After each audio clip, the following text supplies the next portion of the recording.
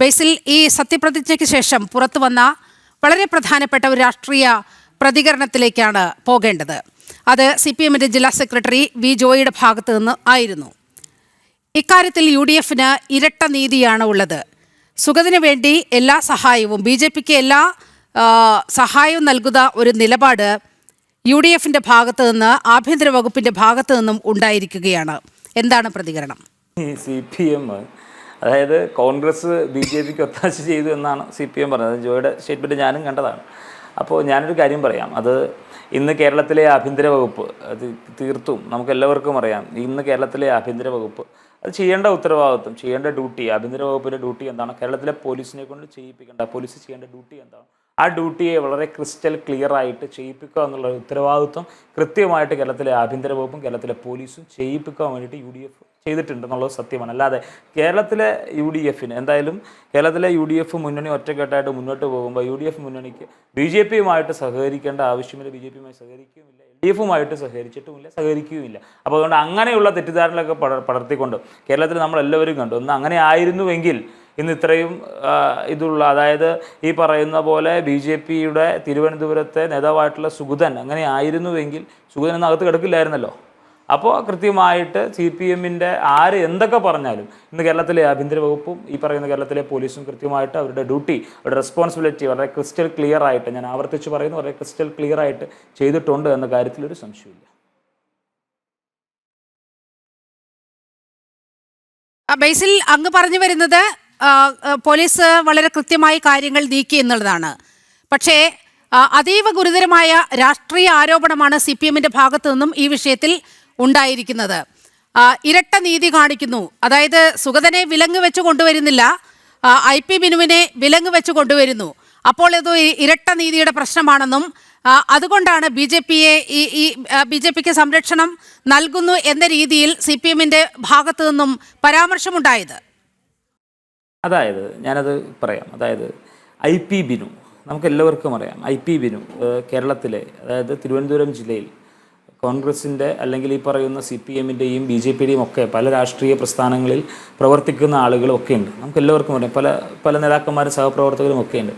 IP Binu എന്ന് പറഞ്ഞാൽ അക്ഷരാർത്ഥത്തിൽ IP ബിനു ആരാണ്? IP ബിനു ഈ പറയുന്ന ഇന്ന് ഇപ്പോൾ ഈ സ്റ്റേറ്റ്മെൻറ്റ് ഇറക്കിയ CPM-ൻ്റെ ജില്ലാ സെക്രട്ടറി ഉൾപ്പെടെയുള്ള CPM-ൻ്റെ നേതാക്കന്മാർക്ക് വേണ്ടിയിട്ട് ആളെ കൂട്ടിയിട്ട് കൊട്ടേഷൻ വർക്ക് എടുത്തിട്ട് ആളെ കൂട്ടിയിട്ട് പാവപ്പെട്ട കോൺഗ്രസ്സുകാരെയൊക്കെ തല്ലിച്ചതക്കുവാൻ വേണ്ടിയിട്ട് ഒരു ഇൻ്റർമീഡിയേറ്ററി ആയിട്ട്, ഒരു മീഡിയേറ്ററായിട്ട് നിൽക്കുന്ന, സത്യം പറഞ്ഞാൽ ഒരു മീഡിയേറ്ററാണ് IP ബിനു.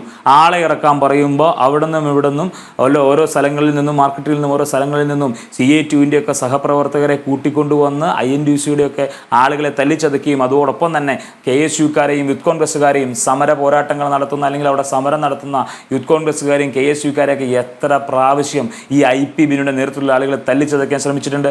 ഞങ്ങൾ ഉൾപ്പെടെ നവകേരള സദസ്സൊക്കെ കടന്നുപോയപ്പോൾ ഞാൻ ഓർക്കുക, അതിനുശേഷം നവകേരള സദസ്സ് കടന്നുപോയപ്പോൾ സമരങ്ങൾ നടന്നു, ഷൂ എറിഞ്ഞ് ഉൾപ്പെടെ സമരങ്ങൾ ഞങ്ങൾ നടത്തി. ആ സമരങ്ങൾ കഴിഞ്ഞിട്ട് IFFK കാണാൻ വേണ്ടി ട്രിവാൻഡ്രം പോയി കഴിഞ്ഞപ്പോൾ IP ബിനുവിൻ്റെ നേതൃത്വത്തിലുള്ള ഒരു ഗുണ്ടാ സംഘം IP ബിനുവിൻ്റെ നേതൃത്വത്തിലുള്ള, അങ്ങനെ തിരുവനന്തപുരം ജില്ലയിൽ എന്തിനും പോകുന്ന ഒരു ഗുണ്ടാ സംഘത്തെ ഉണ്ടാക്കിയെടുത്ത തേർഡ് റേറ്റ് പൊളിറ്റിക്കൽ ഗുണ്ടയാണ് IP ബിനു. അങ്ങനെയുള്ള IP ബിനുവിനെ പിന്നെ നമസ്കരിച്ച് തൊട്ട് തലയിൽ വെച്ച് കൊണ്ടേ നടക്കണം IP ബിനുവിനെ. പിന്നെ ഒരു കാര്യം കൂടെ ഞാൻ പറയാം, അങ്ങനെയുള്ള IP ബിനുവിനെ വിലങ്ങണിയിച്ച് കൊണ്ടോ അല്ലാതെ ഈ പറയുന്ന IP ബിനുവിനെ അങ്ങനെ കൊണ്ടുപോയിട്ടുണ്ട് എങ്കിൽ നാളെ IP ബിനു പുറത്തിറങ്ങുമ്പോൾ അവൻ നമ്മളുടെ പാർട്ടിയുടെ അതാണ് ഇതാണ് എന്ന് പറഞ്ഞുകൊണ്ട് വലിയ മുന്തിയ സ്ഥാനം നടത്തിക്കൊണ്ട് അവനെ പിടിച്ച് മടിയിൽ വെക്കാനും CPM-ന് മടിയില്ല. അവനെ പിടിച്ച് മടിയിൽ വെക്കാനും CPM-മാർക്ക് ഒരു മടി ഉണ്ടാവില്ല.